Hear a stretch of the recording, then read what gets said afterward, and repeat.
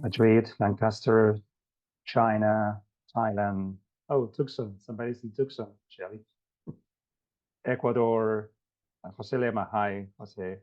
Spain, Morocco, Iraq, Angola, Thailand, Vietnam, Toronto, Brazil, Ukraine, Turkey, Pakistan, France, um, Saudi Arabia, Slovenia,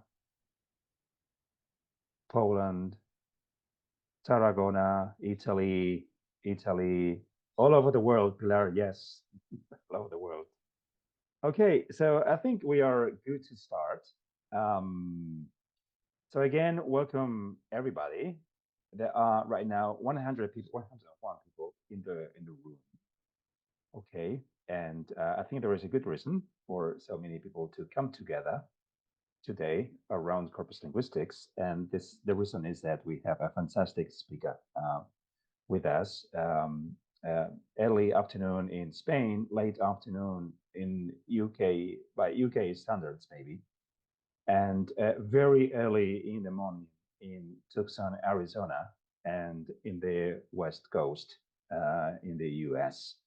So thanks, Shelley. It's very early over there, and you are super generous to join us today and to give us the opportunity to hear about your research.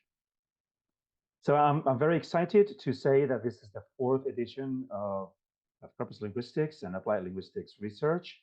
We started 4 years ago in the middle of the COVID-19. We thought, we should do something about COVID-19. Everybody is at home. We want to listen to very interesting talks and people. So we put this together 4 years ago. But then we found out that, thanks God, COVID-19 is no longer with us. People were still interested in these type of talks. And I'm super excited to be hosting this with Pilar Aguado, with my colleague Pilar Aguado today in the fourth edition of these talks. So I want to thank the University of Murcia, Universidad de Murcia, the School of Arts and Humanities, Facultad de Letras, and my own research group for their contribution to these talks. Yeah, this fourth edition of the talks. If you haven't subscribed to our YouTube channel, do it now. And you see that we have 799 subscribers, which means that, yeah, we only need one subscriber for the 800 figure.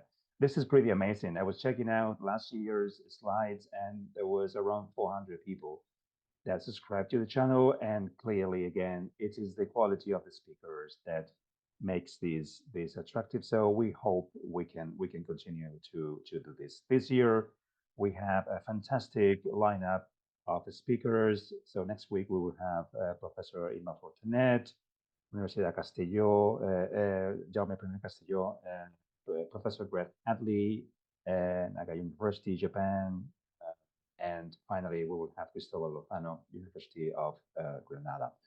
So we have different times for the talks this year.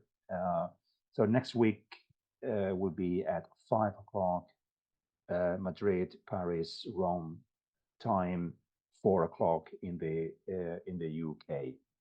Still early in the West Coast. Anyways, so as I said, this is the fourth edition. Again, we had fantastic, amazing speakers and super interesting topics in the third editions before this one.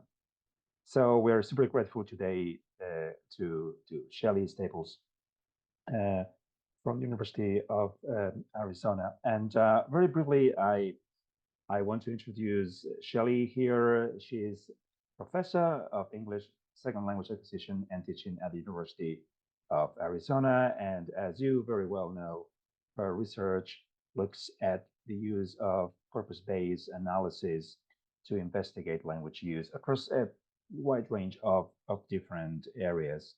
She is a PI of the Corpus Repository of Writing, crow.corpusproject.org, And she's also the PI of the multilingual corpus of assignments, writing and speech. You can find the website on the screen. I always find it difficult to choose why I think these speakers are fab speakers, but in the case of Shelley, for me, it's 2016. I don't know what happened in 2016, Shelley, but you published such wonderful papers in 2016. This is just two of those, and you know that very well. These are two of my favorite papers that you published that year, and which I use myself whenever looking at grammatical complexity and in general language complexity. And these are two of my favorite papers. I always recommend my graduate students. But I also know that looking at nurse language or nurse patient interaction is very dear to Shelley for different reasons. And I also like to use some of her research into nurse language or nurse talk whenever I am teaching ESP or language under professions. So this is just a very small selection of Shelley's research here. But of course, there is so much more than we will hear about today. So without further ado, Shelley, over to you. Thank you so much for your time today and to wake up so early and have a coffee with us. So over to you. I will stop sharing. Thank you so much, Pasquale. I'm really delighted to be here and to share some research that's relatively new for me. So unlike the 2016 papers, this is kind of where I've been going more recently with looking at how teachers are using corpus-based instruction in their classroom and some of the challenges that they face. So I'm going to be looking at this through the lens of teacher knowledge. And I am going to be looking at 3 different settings. So you'll see some of the things that Pasquale mentioned about my previous work coming up as we go through this. So yeah, I first just want to acknowledge all the wonderful people that have made this research possible that I work with. So the 2 corpora that Pasquale mentioned, I'm going to be talking about today, Crow and Macaws. I'll tell you what those are in a little bit. We also have some fellows that have worked with us to develop corpus-based materials. I'm going to be talking about them a little bit today. And then finally, I am going to talk a little bit about the nurse patient stuff and what I've done with that in terms of implementing in a classroom for practicing nurses at University Medical Center, Southern Nevada. And then, of course, lots of sponsors are needed for this kind of work as well. So just to give you a little bit of my timeline, these are the 3 corpora that I'm going to be talking about today. And the first one was actually the nurse-patient corpus. That was my dissertation work. Then I started developing the corpus and repository of writing, which is first-year writing. Which is kind of a U.S. phenomenon, so I'll explain a little bit more about what that is about. But we've been building that for the last 10 years. And then Macaws, which is a corpus of learner language from Portuguese and Russian language classrooms, which we've been developing since 2018. So again, today I'm going to be focusing on integrating corpus-informed instruction in 3 different learning contexts. One, the Portuguese and Russian context, so that's foreign language learning here in the U.S. First-year writing is, like I said, kind of a U.S. phenomenon, but it's a kind of general education class that all of our students take, actually, regardless of their language background. But within that context, I work a lot with second language writing instructors.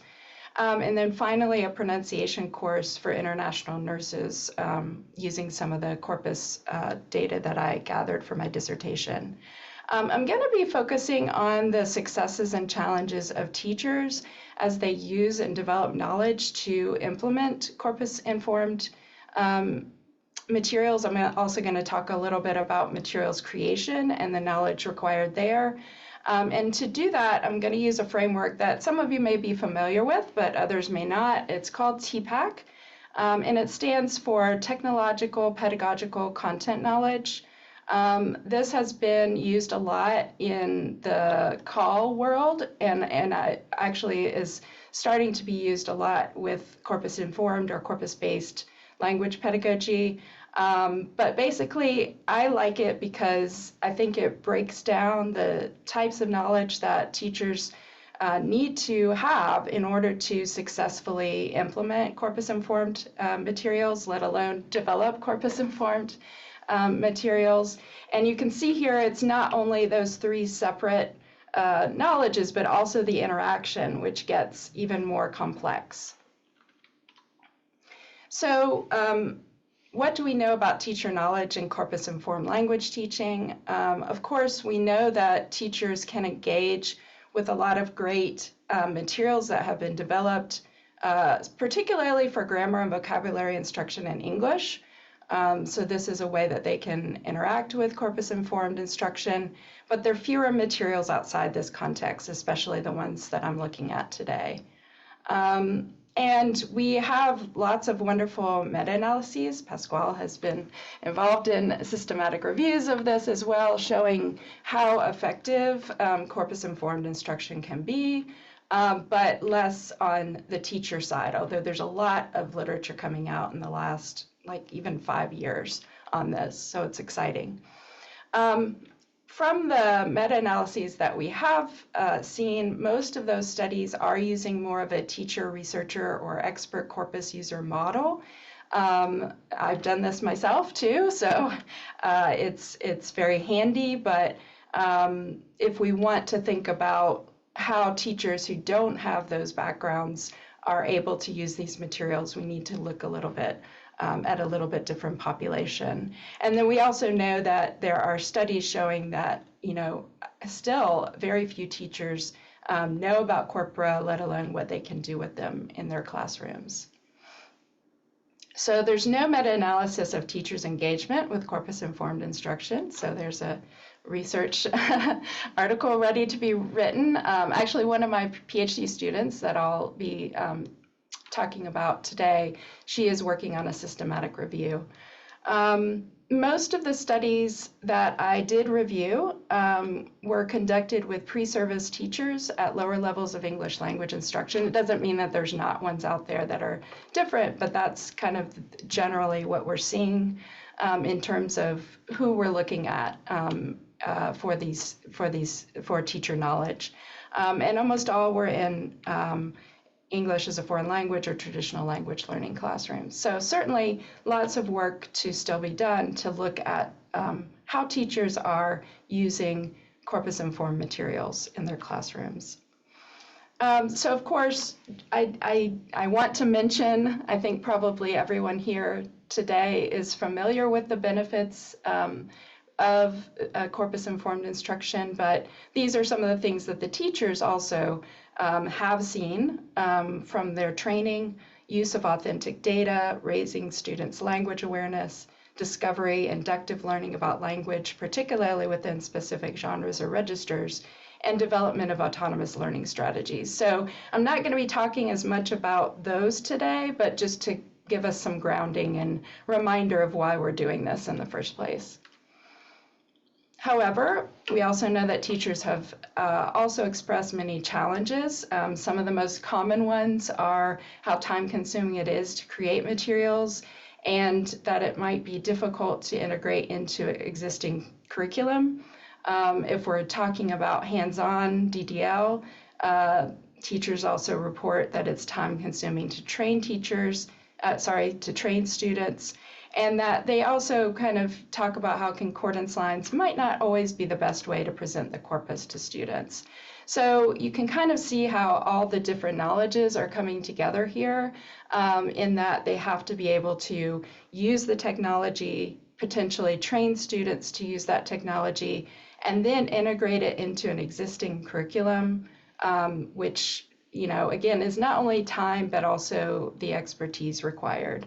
Other things that teachers have reported is some of the interfaces are not as user-friendly. I've definitely found this with the teachers that I've worked with too. They kind of talk about these interfaces as they're for research, they're not for me. So kind of that's another gap in their technological knowledge that is required. So, however, much of the focus when we're looking at training has been on that technological knowledge, and to some extent content knowledge. Some folks call this, I think Ma calls this corpus literacy, and just the idea that we not only need to know how to use a corpus, but what to get from a corpus, how to read corpus output, how that can be useful in a classroom is another step to that. And then Meunier also talked about pedagogical content knowledge as being the poor cousin of much of DDL, meaning that we're not focusing as much on that. But we know that this integrating corpus-informed instruction can be really challenging, especially for teachers who are still developing their pedagogical knowledge. So that's where, you know, with a lot of the studies being on pre-service teachers, it's really like so much that they're trying to learn at the same time. In-service teachers have pedagogical knowledge, but not pedagogical content knowledge. So that's mostly who I've been working with is in-service teachers who don't have a lot of the corpus knowledge. And we'll see how that plays out in their implementation of materials. And I'll just say it still seems to be a gap for teachers who have all of these knowledges kind of separately. So they might have been teaching for a long time in a context that they want to implement corpora. They may know about corpora and even know how to use them, but still putting all those together can be challenging.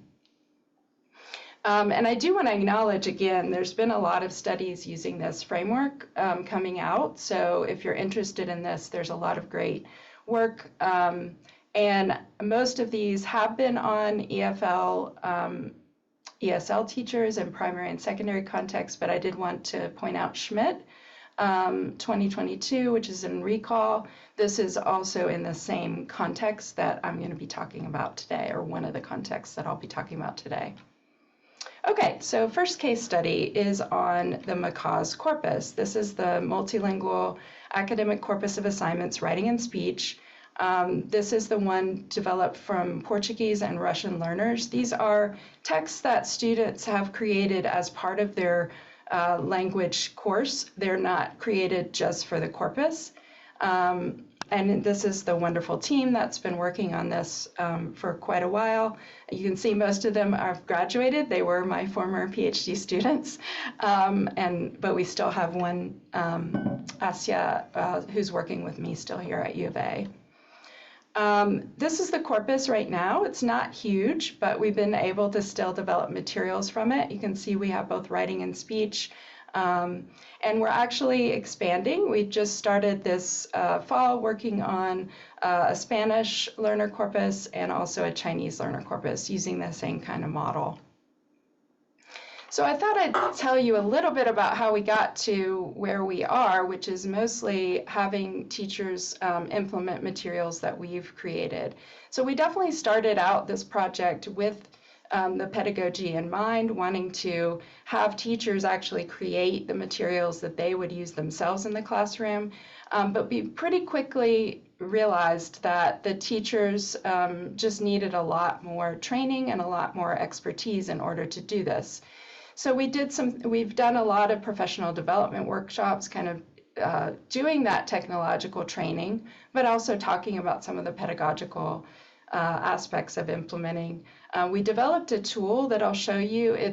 We call it IDDL, which just means interactive DDL. It's a kind of mini concordancer that teachers can take out of the corpus site and put into actually their course management system. So this allows students to see like concordance lines, but they don't have to go and do the searches in the corpus themselves. And then starting in actually summer 2020, we were implementing materials in classrooms, and we've been doing that ever since. And we've actually started working with teachers outside of our institution as well. So this is the implementation. These are instructor implementations, meaning there might be more than one instructor implementing several times, and then these are the students that have interacted with the materials. So we're building a pretty decent size considering these are less commonly taught languages, especially. So I wanted to talk a little bit about approaches to materials design and how that relates to teacher knowledge.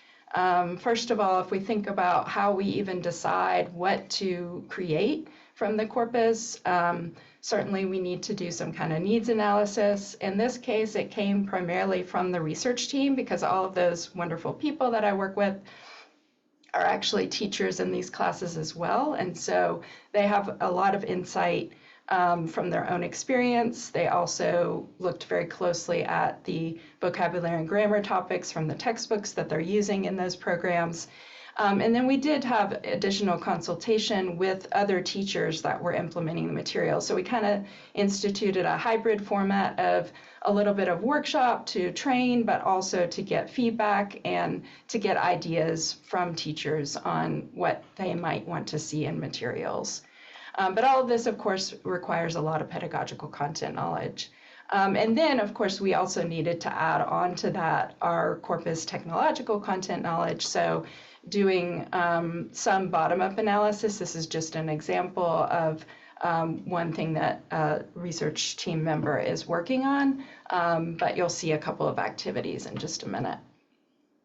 So here's the first one. So I mentioned this one because it actually is something that we developed based on an activity developed by the Lancaster University Corpus in the Schools. So if you're teaching English or another language, you can always take a look at what's going on with other corpora and then work to develop your own. And that's basically what we did. So I'm going to show this. Hopefully this will come up. Can you see the website? Yeah, okay. So this is actually publicly available. So we've shared this with Russian instructors outside of our institution as well.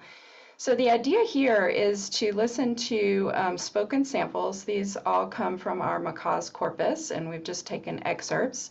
And these are actually it's a teacher and students. But they're little excerpts, and the students are supposed to be kind of listening for whether they can tell whether it's a native speaker or not. And actually, the point of this is really that both native and non-native speakers hesitate. They use these features of spoken language, hesitations, false starts, repetitions, and repairs. And so actually, you can't really tell just from those particular characteristics what the status of the speaker is.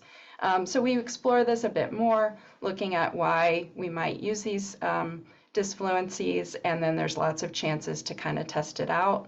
And then we also provide a student worksheet and a teacher guide for these materials. So this is just an example to show you what we've been able to do with the corpus. This is a little less traditional too, because we're using the spoken excerpts.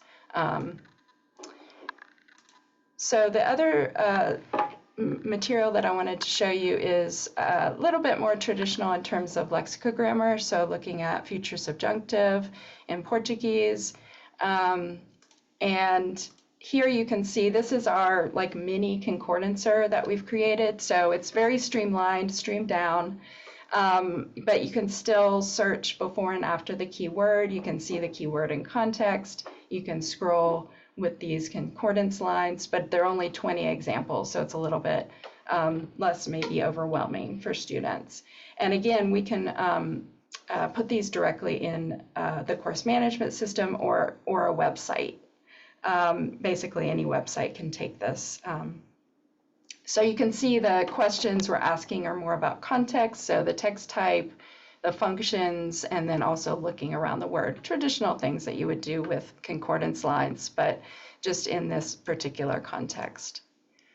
So I'm going to look at two focal instructors to kind of show you how they've engaged with their teacher knowledge. One is Patricia, who is more experienced, and these, of course, are pseudonyms, but has experience with corpora and corpus-informed instruction. And then we have Jenny, who's has less than 1 year of experience teaching Portuguese and was only introduced to corpora through our workshops. And the other thing with these materials is we've embedded them into a lot of course shells that more teachers may use. So even though we've only had 27 courses that have taken this up, we actually have a lot more that are probably engaging with them because they're in these course shells.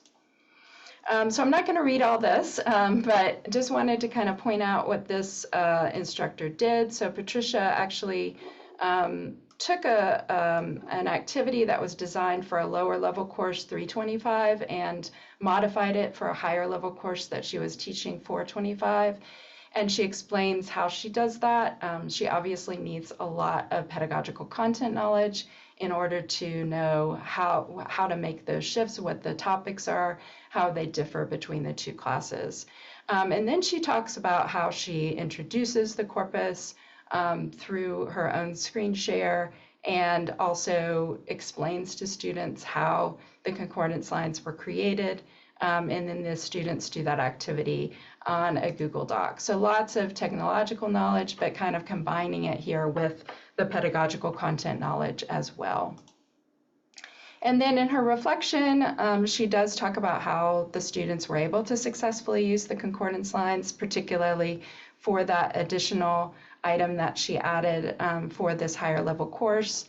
And also that it was easy to implement because D2L is the course management system. Basically, it was there, but then she did have to make some modifications to that for the higher level course. This is Jenny's reflection. So she used what was in the course shell. Like I said, we've put these activities in the course management system, so teachers really can just copy them over and use them directly. But she does talk about how she explained what the corpus examples were and how to direct the students to what they needed to do. However, upon reflection, she realized that there were some other things that she might want to do to scaffold these materials for the students. So providing more of an introduction to the corpus. And she also talks a little bit about the mode and how this was a little challenging for her.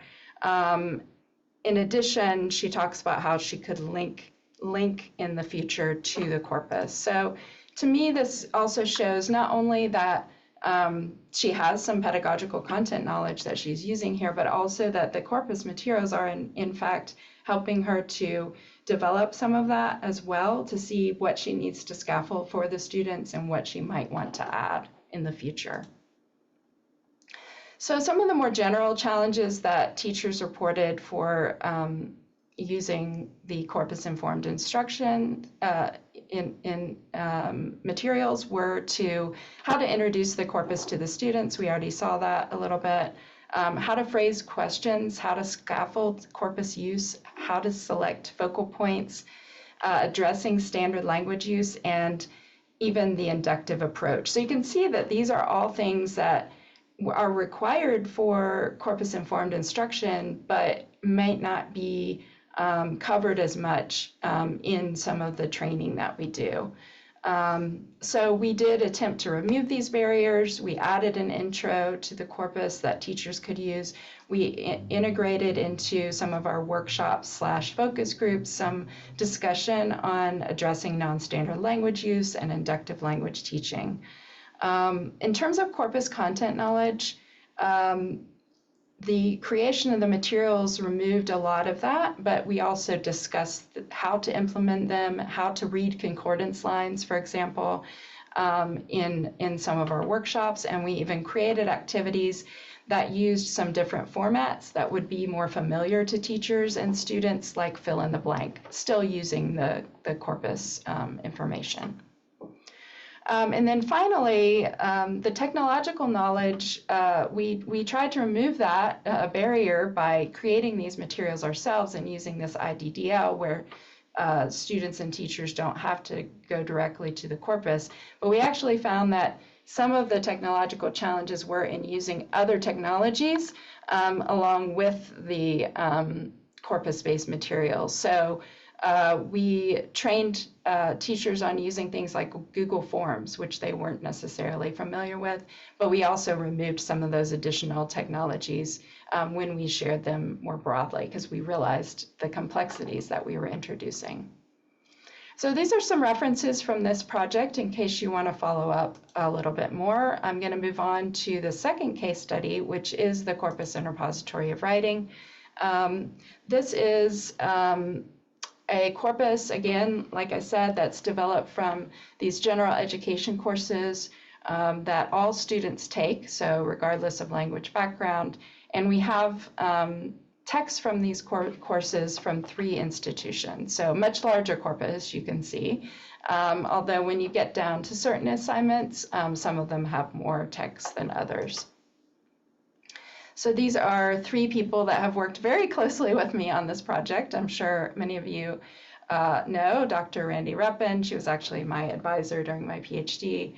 We're continuing to work together, and she's worked a lot with us on the Crow Fellows, which I'll talk about in just a minute. And then 2 of my PhD students, Ang Dong and Wei Wang, who've worked with me for about 4 years on this project. And we'll be looking a little bit at some of Ang's dissertation data on this corpus. So for this, we did have 2 approaches. We had the same approach that we had with Macaw's, where we developed materials for these writing classes, but we were able to work a little bit more closely with the teachers because there's more of them. You can imagine teaching this first year writing class than teaching Portuguese and Russian foreign language classes. And then we also have developed this fellows program, which is a 7-week course training writing instructors, not necessarily second language writing instructors, in Corpus-Informed teaching. So for the materials design, again, a lot of pedagogical content knowledge here, right? So we did conduct a needs analysis. We were able to draw more on additional teachers' perspectives, although we certainly used our own perspectives. I've taught in this context for about 20 years, so and I actually was a director of the program in which we were implementing at certain points. So I know the student population well, and the student learning outcomes and the assignments that we're doing in the course. For, kind of beyond that, beyond what we were able to get from our experience and from the teacher's experience, we of course need to implement technological, pedagogical content knowledge. So both doing the corpus analyses, and we did draw on a number of previous studies, including one of the ones that Pasquale mentioned at the beginning, to create these materials. But then after doing that, we obviously need to also think about how to integrate it with the pedagogy that's going on in the classroom. So here are just a couple of examples from this context. These are the IDDL, again, just screenshots of those. And this activity is for a literacy narrative, which is a common assignment in these first year writing classes. And here we're looking at tense use, so looking at shifts and why we would use present versus past in the narrative. This is another example. So here we're moving beyond the concordance lines. We're looking at full excerpts. That of course makes sense because we're in a writing class. And so we want to see how this is unfolding throughout the discourse. This is again on that tense use. And this is another example where we're using multiple sentences so that students can see these transitions between sentences rather than using a concordance line view. And then finally, we used frequency tables as well to kind of show what was frequent in a particular assignment and then have students talk about why they might be seeing these frequencies. For Crow Fellows, again, this was a 7-week course. It explicitly teaches through the TPAC, so we have weeks set up, like the first week is, content knowledge about corpus, and then we go into pedagogical knowledge, which we're trying to draw on the teacher's existing pedagogical knowledge, also kind of work alongside any pedagogical approaches that they want to be working with in their class. And then the technology, of course, is introduced. We introduced both how to use our Crow interface and also AndConc. And at the end of all this, the teachers are producing materials that they implement and that we will eventually be sharing. They get extensive peer and facilitator feedback, and it's primarily asynchronous to recognize the fact that they are working teachers. And also just wanted to mention, these are not necessarily applied linguists. They don't have a background in teaching language, and so this is also another, this is all kind of new for them, even looking at language in this way. So for this, for the instructor implementations, that's back to the pre-designed materials that we have, 23 of those, 273 students, and then for Crow Fellows, so far we've had 16 of those. So I'm going to dive into some research that's a part of Ang's, my PhD student's dissertation project. These are observations of 14 instructors, but 30 different observations, so we observed them multiple times. We had over 1,200 excerpts that we then analyzed according to the TPAC categories, and double-coded them and discussed disagreements. So these are some of the results, just briefly. First of all, we found that the pedagogical content knowledge was actually the most commonly used in these excerpts. We also had a lot of technological knowledge combined with the other elements, and then finally there were some that were kind of putting everything together, technological, pedagogical content knowledge. So I'm going to focus on those three areas. So pedagogical content knowledge here refers to the instructor's knowledge of teaching methods and theories that best support the Corpus-Informed materials that they are teaching. From our excerpts, 473 of them were looking at pedagogical content knowledge around corpus. So you can see they also have ones focused on genre, because this is a genre-based writing class, and also on language itself. So I think that's something that we also maybe don't think about as much about. Like with corpus, we're also introducing the teaching of language, and sometimes that might be something that needs to still be developed for teachers. So these are just some examples of how the pedagogical content knowledge was used. So here the instructor is introducing what a corpus is, also making connections between the course assignments. So here talking about how the texts they're going to be looking at are literacy narratives, so that the students see that connection. And then also understanding the corpus materials. So here looking at two frequency lists and comparing them, trying to find similarities. So these are all things that kind of came out of those, again, a lot of excerpts focused on this pedagogical content knowledge. With the technological knowledge, again, we removed a lot of that for the corpus because we created these materials, and even when they're engaging kind of directly, it's through the course management system.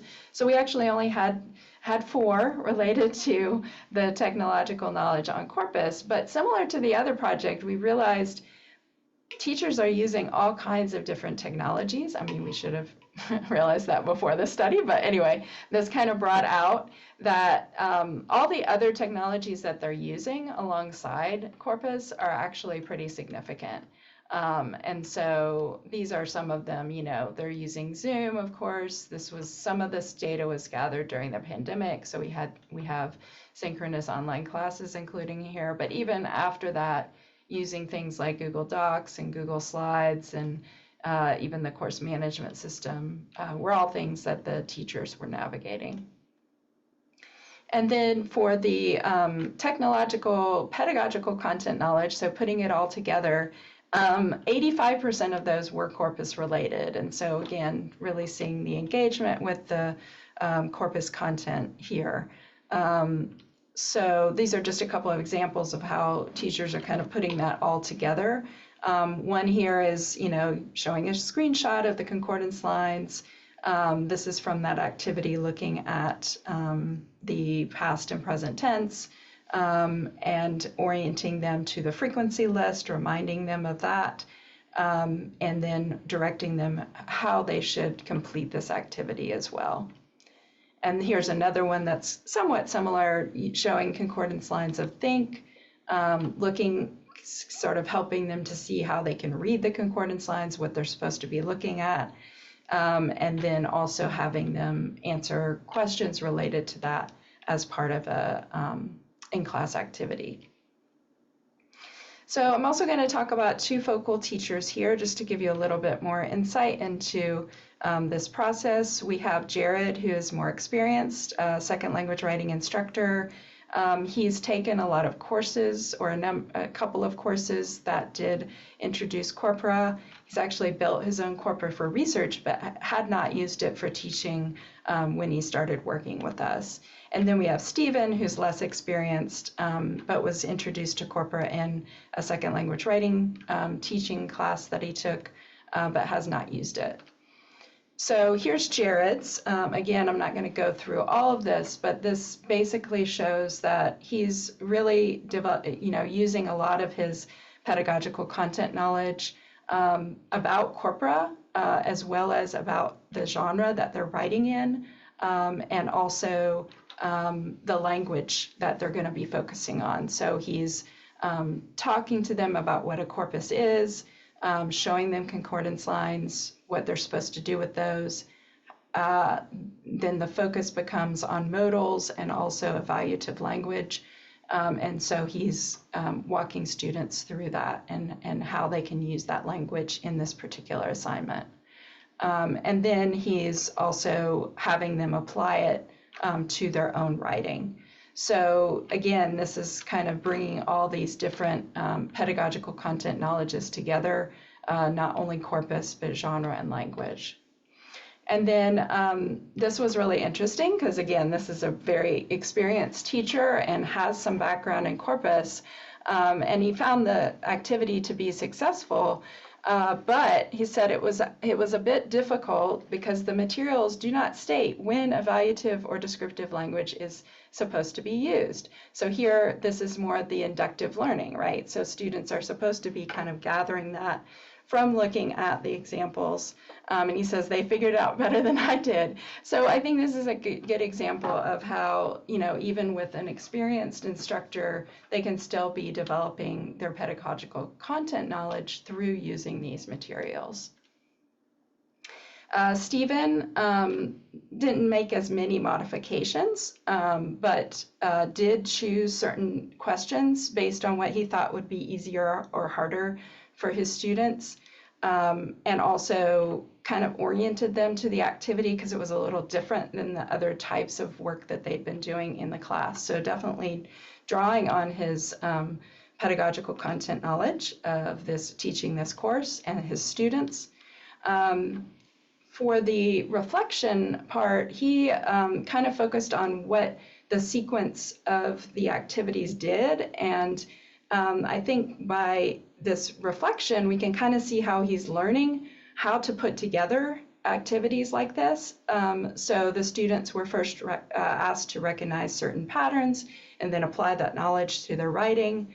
And they found it helpful for scaffolding to the major writing assignment. So again, he didn't make a whole lot of changes, but still, even just in the implementation, I think he's able to kind of see how these materials could be used and potentially be able to develop materials in the future.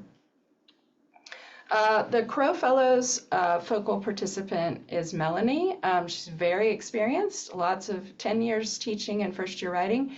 Her MFA is in creative writing, so not a linguistics background, but knew about corpora from colleagues, but had never used them in their teaching. And the other thing that she's trying to do is integrate this with more of a critical language approach or asset-based approach to teaching first-year writing. So we'll see that coming out in her materials. So these are materials that she developed as part of that 7-week course. This is actually on that same assignment, the literacy narrative, that is also done at her institution. And here she's pulling out from the concordance lines sensory language for students to look at and discuss. And here she's explaining how this fits into her overall curriculum. So she talks about that assignment, how she teaches that assignment, and then says the sequence of activities that she's developed will help build my students' rhetorical knowledge as well as their critical thinking, reading, and composing. And then I tried to focus on incorporating an asset-based approach in the second and third activities, so showing how she's integrating it with this new pedagogical approach that she's also working on developing as well. So lots of pedagogical content knowledge for sure. And then here she's talking about how the students were able to get a lot from the concordance lines so that they wouldn't have to read multiple versions of student samples. They can get that information in a short time. Also, they were able to view examples in context, challenge themselves, and use inductive reasoning. So she's kind of getting all the things that we hope that are coming into the Corpus-Informed instruction that she's providing. So kind of putting everything together, right? So some of the challenges were similar to the Macaw's context in that we have things like introducing the corpus, phrasing the questions, scaffolding corpus use.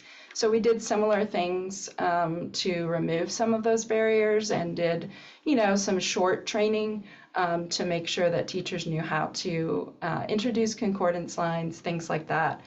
We also were able to, for this course, embed an entire unit both in a pre-existing course. So if teachers were using that, they could use that course wholesale. But then after we started moving into more face-to-face teaching again, they could also use it to kind of see how things were integrated into this larger curriculum for these courses that they're teaching. For the Crow Fellows, they definitely benefited from ongoing discussion about what to include in their courses, both, with feedback both from us, the facilitators, and their peers. And they did a lot of reflection as well, which I think the reflection shows nicely what they're getting from this training, but also what they're able to do in their classrooms now as a result. With corpus content knowledge, we did remove a lot of those barriers, like I said. And for the Crow Fellows, the basics of searching and interpreting data seem to be sufficient for their purposes. With the technological knowledge, also we really focused on using user-friendly tools for Crow Fellows, helped instructors to ease into using corpora rather than introducing them to a complex interface at the beginning. We did provide some additional training on AntConc because they needed that. And then we've also seen that some of them are, going further with AntConc. Some of them are, sticking pretty much with the other tools that they feel more comfortable with. But again, with the technological knowledge, we saw that teachers were using a lot of other technologies, and so that was something that they were bringing out or might need training on as well. So that's just some selected references for this project. And then finally, I am going to talk just briefly about the pronunciation for nurses course. This is a course, again, that I developed based on corpus data that I gathered from my dissertation. So that was the content knowledge that I developed. Also working closely with nurses in a hospital was very helpful for that. I taught a course before I integrated these Corpus-Informed materials. I taught a pronunciation course to the same population, so that helped to develop my pedagogical knowledge of this particular population. I've taught a lot of pronunciation courses over the years too, but this was for a specific need. And then was able to identify areas of pronunciation that were tied to larger communicative needs, such as showing rapport to patients. And then when it came time to create the materials, and I'll show those in just a second, I use screenshots of a freeware program called Prot that's used to visualize things like intonation patterns. And that's an example of this. So if you haven't seen this before, these come from that program Prot, and these are, the blue line is basically what you want to focus on, and you can see in probably your bottom left quadrant, the really flat blue line is indicating like kind of flat intonation, not a lot of variation in that, and so that's something that we worked on with these nurses. I provided a lot of materials for the teachers. I'll talk a little bit more about why that was in just a minute, but just to show you that I'm, giving them basically a lesson plan, sharing lots of different materials, including the Corpus-Informed materials. In this particular study, there were 4 teachers and 14 nurses who participated. So challenges in this environment, I mean, a big part of it was actually the pedagogical knowledge that wasn't super well developed for these teachers. They had actually not taught pronunciation, or at least not in a systematic way.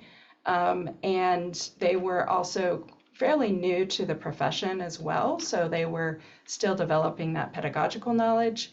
The corpus content knowledge, again, I kind of helped remove that by providing the materials and explaining what to do with them, what to do with these prop pictures, for example. And then I simplified the technology. I did provide audio files with those pictures so that they could play them along with the, so nurses could hear those intonation patterns. But overall, this was, you can see that the pedagogy is a huge part of what is making it challenging in this environment. So those are a few references for that. And I'm going to wrap it up. So I think we can really, hopefully what you've seen from this talk is that we can scaffold corpus-informed instruction by providing materials. It's, requires a lot of pedagogical content knowledge, which not all teachers have. And I think it can also be a first step towards them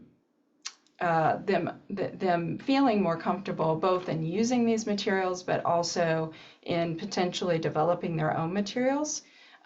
So by having these pre-designed materials, teachers can work on the pedagogical content knowledge by integrating it into their curriculum, figuring out how they want to introduce the corpora, determining what they need to do to scaffold for students, and that will allow them to kind of ease into this process. And then particularly if materials are contextualized for a particular learning context, then teachers can see what they can do and what they might want to change based on their own pedagogical knowledge. There's a lot involved in this training. I think those of us involved in that know that, but I think, my own understanding of this has certainly evolved, because I was certainly the person who was like doing the one-off workshops for a long time and then realizing like, where is that really getting us? Not too far. So investing in in-service teachers, from what I've seen so far, can be a good place to balance work with pre-service teachers. Of course, we want to still be training pre-service teachers. I do that in my MA TESOL program for sure. But it also helps us to see where the challenges are a little bit more clearly, because they're implementing and providing feedback on that. And ultimately moving beyond corpus literacy, having the teachers pilot and reflect on materials can help them to develop their pedagogical content knowledge and eventually their full TPAC as well. So I'll end there and looking forward to our discussion.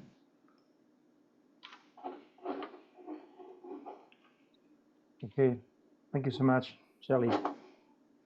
Thank you. Let me get my... Wow, so much to talk about here.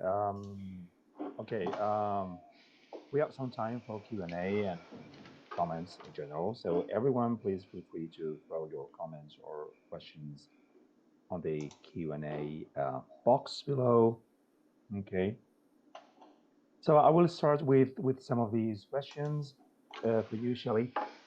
So we have one from I think it's the first case study, right? So this is where Mm-hmm. these questions come Macaws. from. Yeah. Yeah, exactly. And it's about the instruments that you used for the needs analysis. Yeah, mostly just interviews and focus groups. So we didn't do a full scale survey or anything in part because it's a pretty small group. And so we felt like working with the teachers and kind of doing a couple different rounds. So we sort of started with what kinds of issues that they had encountered in their own classrooms, those kinds of questions, getting them to generate ideas in that way. And then we also did things like showed them sample materials and got feedback on sample materials. One of the things early on in both the Crow and Macaws projects that we did was kind of see what teachers wanted in terms of the types of materials. And they actually wanted to see materials that looked like corpus materials. We weren't sure though, because some of the textbooks out there, right, they don't look a lot different than other materials, and so we wanted to make sure that that was something that the teachers were comfortable using in their classrooms. So both in terms of sort of places where they find sticking points. That's how a lot of teachers describe it, like sort of sticking points for students. And then also looking at materials together and kind of seeing how those might work in their classrooms. Okay, great. Also, there is one question from well, there's many comments on the chat with, thank you messages and congratulations. So there are tens of those, right? So yeah, totally Thank you, agree with everyone. everyone here. Okay, so there's one question here around whether the Crow Fellows course will be offered again, and whether this is open to writing structures from other institutions. So probably it's yeah, probably we want to know more about it, I suppose. Yeah. I can actually put a link in the chat so you can Perfect. see where we have this on our website. We're working at a pretty small scale right now. I would love to think about potentially making it bigger, but I think we've done well with using kind of small cohorts. So this last cohort is actually maybe not even up on our website. No, they are. Okay. So let me put this in the chat so you can see. Right. And so we are currently working off of a grant that is designed to work with teachers who serve at Hispanic speaking institutions, Hispanic serving institutions, sorry. And so that's what's reflected in this, actually the last two cohorts. And actually most of them are also at 2-year colleges in Arizona, which is a really interesting, different kind of population because I'm at a research intensive 4-year university. And so it's been really nice to see like what those teachers need, what their classrooms are like, but also kind of validating because actually they're doing many of the same assignments.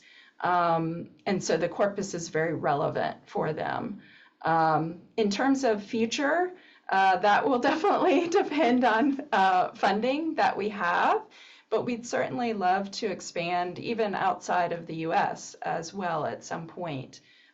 So right now, I think my focus is more working with these 2-year institutions because they are often neglected in research too, but they serve so many students and especially very diverse populations of students. So that's been kind of exciting to get a little bit more work with that group. Okay. Yeah, I was really curious about whether you've got plans to integrate here Spanish speaking also Yes, corpora and resources and we have a huge, as you might expect in Tucson. We have a huge span, both a second, Spanish for true beginners, second language users. We refer to it as second language here, though, because Spanish is so dominant in this area. But we also have heritage speakers. We have a lot of heritage speakers, which you also might, if you know this area, it's very close to Mexico, by the way, for people that don't know. So we're like 45 miles from the border. So anyway, I think it's very exciting to be including those populations in the corpus. I'm working with a colleague, Julieta Fernandez, in the Spanish and Portuguese department here, and we're working with some students. But it'll be the same thing. It'll be basically like the assignments that the students are completing in their Spanish language program. Okay. Another question here around scaffolding. So in terms of scaffolding, do you think giving direct access to students to corpora through concordance lines will probably yield different results instead of embedded built-in concordance lines? So I suppose the question here is, what is your take in terms of using just pre-selected concordance lines printed or selected by the team, or giving students access to those concordance lines? So what's your take, I suppose? Yeah, this is a great question. I think, in an ideal world, maybe I would have every student interacting, developing those autonomous learning skills with the corpus. But the reality, at least in the classrooms that I work in, is that there's just not time to do all that training, both for the teachers and for the students. So that's the other thing. Like a lot of the teachers that are using these materials, they've never learned how to use a corpus. So like even for them to show the students how to do that would require a lot more training. So I still think, so what we've been able to get from these projects is a lot of feedback, and also we're looking at the actual products, before and after the students have engaged with these materials, and we're seeing very similar things to what you would expect from more direct DDL, in that students are definitely developing language awareness, genre awareness, and also that they are able to, they sort of see these texts, even though they're learner texts, as related to real life, authentic examples. And so it is similar in terms of the outcomes, at least from what we're seeing so far. However, I definitely feel like, giving students that power to be able to do this on their own is a great thing to do if you have the time to do that. Yeah, exactly. There's a couple of questions here around association measures, which I think this is a great question, but probably it's a little bit off topic. I suggest reading the new book by Stephen Grease on the John Benjamin's Corpus Linguistics series on this topic, and with a critical approach to the use of association measures. Probably that would be more than enough for some of these questions. We have Muhammad Rudi from Indonesia. This is interesting. Is there any benchmark or minimum number of words or text as the corpus for DDL? And there's another question. Can we just use 800 words for DDL in a writing class? Yeah, so I looked at it more from the perspective of how many complete papers, because we're talking about if we're talking about a writing class, they're writing some kind of text, right? And so I definitely only used text for creating the materials if we had at least 30. So it's like, a very small number, but actually, there are reasons to think that it can be robust enough to start to get patterns. However, that said, if you want to look at things like multi-word units, you definitely will need more, right? So it depends on kind of what you want to look at with the DDL. So I would focus more on like the text that you're writing, and maybe trying to get, a sizable amount of those rather than necessarily just number of words, because within the context of a particular assignment, some words like some of the transitions we found weren't going to happen lots of times, but they did happen dispersed across the text. So that allowed us to kind of see what different students were doing and find patterns that way. Yeah, and I suppose, yeah, thinking about what is the purpose of that DVL corpus and the type of activities that you want to have with your students. So probably, yeah, I suppose the good and the bad news is that probably only you can answer the question. Which Yeah, exactly. And this is very different than like it is, using a yes, corpus for research purposes, right? Because we would exactly, have yeah. different guidelines for that. So yeah. Yeah, even one single text, if you have a single text, looking at a text, I mean, if you want to think of that as a corpus, and that's how a lot of our teachers have used them, is like looking at whole text, finding samples of this assignment that their students are writing too, and being able to show them and walk them through those full texts is another way to use it. Yeah. Okay, so we have another question from King Yang. In your presentation, you mentioned learning strategies. When you conduct these kind of studies or corpora, what kind of strategies do you find that students use for avoiding making mistakes? I suppose this is more about the students engaging with the data rather Yeah. than with teachers implementing. So, yeah, I suppose it's about whether you have observed also student behavior during the implementation of the tasks or the activities. Yeah. So we definitely have a lot of that data too, and we have like the tasks that students have completed. So we have their answers to the tasks and that sort of thing. We also have their completed assignments, which is what they're working towards with all of these materials. So I'm not sure exactly where the question's going. I can talk about like, I know a lot of people get worried about learner corpora and the mistakes in learner corpora, so I can talk about that, which is that we haven't seen that students are, just taking what they're seeing in the corpus and importing it in. We have a lot of discussions around this. One of the things that we're trying to do is focus more on the strengths of the writers.